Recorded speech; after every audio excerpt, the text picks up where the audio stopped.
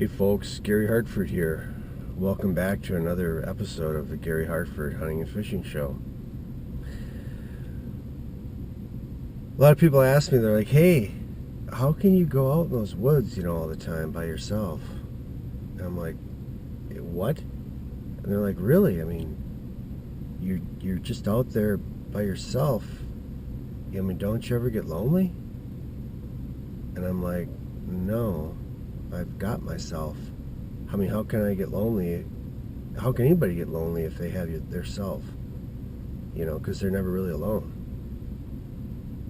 And the person that asked me this, and kind of brought this to my attention, thought about it. And she said, I've never been out by myself and thought of it that way. Whenever I'm by myself, I'm lonely. And I go, well, don't think of it that way. And that's what my dad would say. It's just real simple. Don't explain anything. Just, you're wrong in your thinking, and therefore, don't think of it that way. Think of it his way. Anyway, I did the same thing to her as my dad would do to me. And she's like, don't think of it that way? I'm like, no. I go, I don't know what you're doing. I guess you can go shopping by yourself, but you got all these people around you, but if you don't talk to any of them and don't smile at any of them, I guess you'd be by yourself, even though you got everybody around. And that doesn't sound like that much fun to me, I told her. I said, is that what you do? And she goes, sometimes. And I go, do you ever go out in the woods? I mean, that's what I like to do. I mean, you're really by yourself. There's like nobody around. Something happens to you out there, you could not, little do you know, you could not come back to your truck. It could happen. And I'm telling her this. And she's like, really? I'm like, yeah. I do some dangerous stuff out there by myself. I'm trying to build myself up to make her look at me like, whoa, this guy is really a mountain man, and really I'm not. I want to be. It's just that I think you have to be like Alaska, or just some wicked ass, a little more wicked than what I'm hunting in. Sure, things could happen. I mean, it's true. Like the other day, I could have fell through the ice, and whether I'm,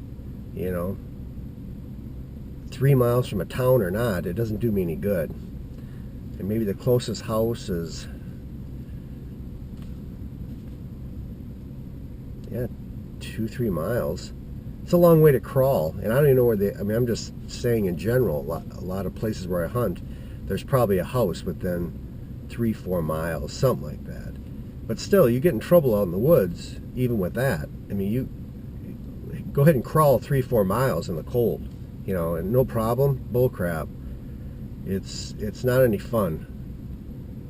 So anyway, this woman is just like, yeah, I can imagine that wouldn't be much fun. I'm just telling her all this stuff I'm telling you right now.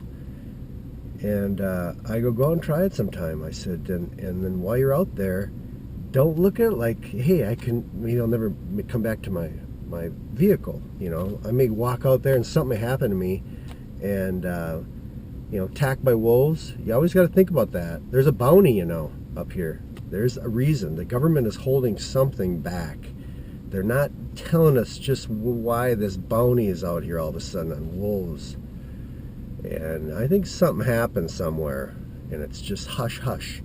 Don't want people, like me to go into a panic. People that like to be out in the woods, they want to try to get control of it. So they put this bounty out there. So you get attacked by wolves.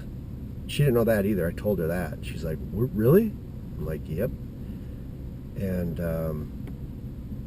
then, you could go through a creek or like. So anyway, I said, just don't think of it that way, though. I said, it could happen. But I said, my trick is you just go out in the woods and you got to leave some of it to God. Are you going to worry about every little thing you do and everywhere you go? Hell no, I don't want to live my life like that.